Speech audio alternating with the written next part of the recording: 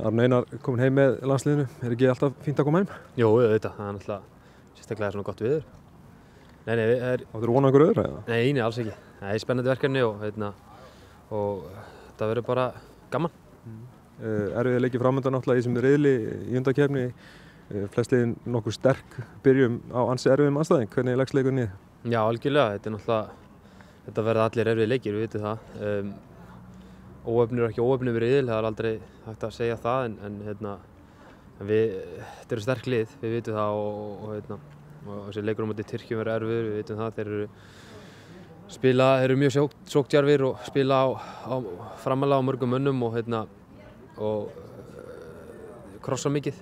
Þeir mætti að henda okkur vel, við erum með sterka náttúrulega miðverði sem að stanga boltinn í burtu auðvitað og en eins og ég segi, þetta verður erfiður leikur en við erum starfandi því að byrja vel eins og við gerum síðustu undankeppni og það er óumvís. Hversu miklu máli skiptir það einmitt að byrja á góðu nótunum? Það skiptir öllu máli, ég meina þetta er ekkert margir leikir. Fá alla með okkur bara í rauninni. Það var náttúrulega gífurlegur áhugi á okkur síðustu undankeppni því að vel gekk og við viljum náttúrulega halda því áfram og meðan við spilum skemmtilegan bolta og náum okkar úrslitum þá ég er full að trúa því að fólk styðji 100% í baki okkur eins og það hefur gert síðust ár. Stuðningurinn á vellinum skiptir lykilmáli fyrir ykkur leikmenn sem eru að spila? Já, auðvitað, það er náttúrulega ekkert skemmtilegra en tróðfullur Laugardalsvöllur og allir brjálaðir. Það er ekkert skemmtilegra það, finnst mér. Og fundu fyrir gífurlegum stuðning síðust undankeppni en hún er búin, þannig að við erum bara, eins og ég segi, starfandi því að byrja vel og fá alla með okkur og þá veitum við alveg hvað gerist. Við erum flottir í fótbolta og við erum bara að hafa trú á okkur.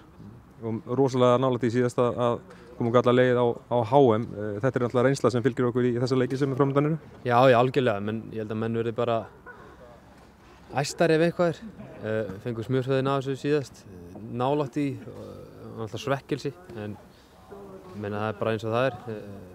Það er ekkert alltaf dans og rósum í fótboltanum en við erum búin að hrista það á okkur og við erum bara, eins og ég sagði áðan, staðan í það að gera vel fyrir bæði okkar önd Íslands og bara allara hérna heima.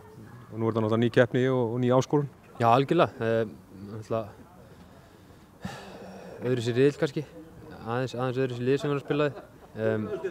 En eins og ég sagði áðan, þetta er allt spurning um okkur. Ef við höfum trú á okkur og náum upp okkar spili og okkar vinslu þá, eins og ég sagði áðan, þá er voðum vís.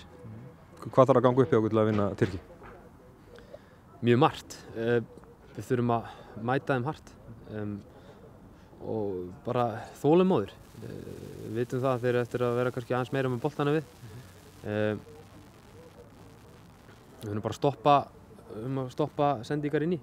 Þeir eru að skora mikið af mörkum úr uppspili á kantinn og sendingar inn í. Þannig að við þurfum að stoppa það og svo bara nýta okkar færi þegar við fáum það.